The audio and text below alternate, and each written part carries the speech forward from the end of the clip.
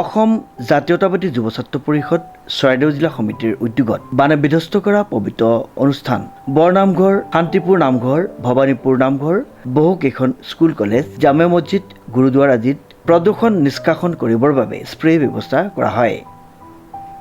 চৰাইদেউ, শিৱসাগৰ, যোৰহাটকে প্ৰমুখ্যে বিভিন্ন প্ৰান্তত আচলতে বিধ্বস্ত কৰি থৈ গ'ল আৰু আমি অসম জাতীয়তাবাদী যুৱ ছাত্ৰ পৰিষদ চৰাইদেউ জিলা সমিতিয়ে আমি প্ৰথম দিনাৰ পৰা আচলতে প্ৰতিটো দিন প্ৰতিটো মুহূৰ্তত আমি ৰাইজৰ কাষত যৎকিঞ্চিত সকাহ দিবৰ বাবে আমি তেখেতলোকৰ মাজত উপস্থিত হৈ আমি তেখেতলোকক সহযোগিতা আগবঢ়াবলৈ চেষ্টা কৰিছোঁ।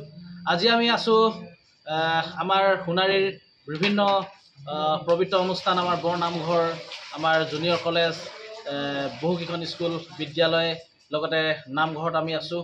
এতিয়া বৰ্তমান আমি জামে মছজিদত আছোঁ। গতিকে আমি স্প্ৰে কৰি আচলতে প্ৰদূষণ নিষ্কাশন কৰিবৰ কাৰণে আমি কিছু ব্যৱস্থা কৰিছোঁ।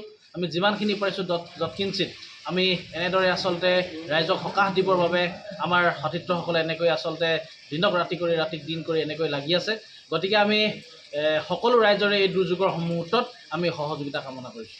অসম জাতীয়তাবাদী যুৱ ছাত্ৰ পৰিষদ চৰাইদেউ জিলা সমিতিৰ এনে সৎকৰ্মৰ বাবে স্থানীয় ৰাইজে তেওঁলোকক আন্তৰিক ধন্যবাদ জ্ঞাপন কৰি আগলৈও এনেদৰে সহায় সহযোগিতা কামনা কৰিছে।